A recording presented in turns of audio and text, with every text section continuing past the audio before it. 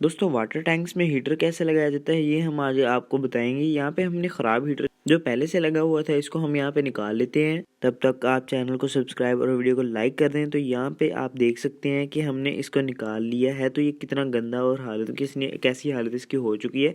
तो ऐसे ही हम एक और नया हीटर ले आए हैं, वाटर टैंक हीटर। तो इसको हम अब यहाँ पे लगाएंगे, इसके स्क्रू यहाँ से निकाल के और इसको अंदर से लगाएंगे और बाहर से इसके स्क्रू जो हैं वो हम टाइट कर देंगे यहाँ पे।